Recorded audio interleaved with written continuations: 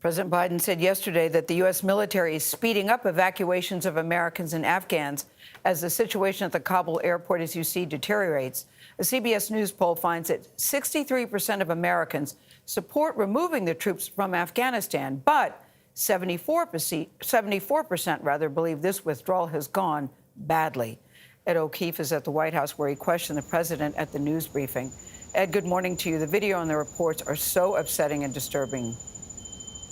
Yeah, that's right, Gayle. Good morning. In addition to that situation in Afghanistan, the White House is also closely tracking that deadly weekend weather, all of it part of arguably the toughest stretch yet for the Biden presidency, because while the situation in Kabul grows even more dangerous, polling, as you just showed there, shows the president's overall support is slipping as he's facing criticism at home and abroad.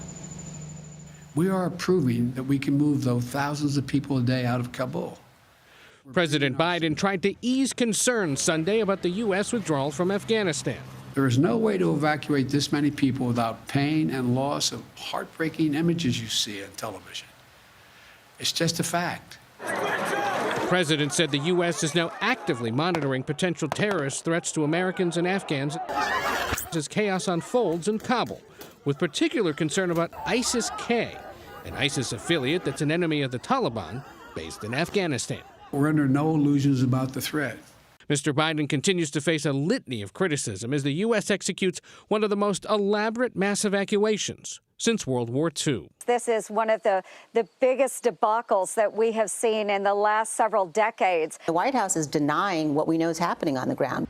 The president needs to step up and be the commander-in-chief. According to a new CBS News poll, not only do the majority of Americans believe the withdrawal of U.S. forces from Afghanistan has gone badly, but President Biden's overall approval rating has plunged 8 points in the last month, his lowest numbers yet.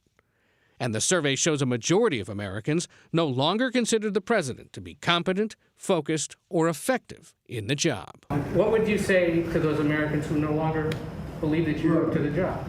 My job is to make judgments no one else can or will make. I made them. I'm convinced I'm absolutely correct in not deciding to send more young women and men to war for a war that, in fact, is no longer warranted. I think that history is going to record this was the logical, rational, and right decision to make. So the president plans to meet virtually tomorrow with the other leaders of G7 countries to discuss the global response to the situation in Afghanistan. And he's also scheduled to hold detailed security meetings every day this week to track the progress of the evacuation, Tony, as dozens of U.S. military jets continue flying people out of Afghanistan. And as the president said, he thinks history is on his side. Ed, thank you very much.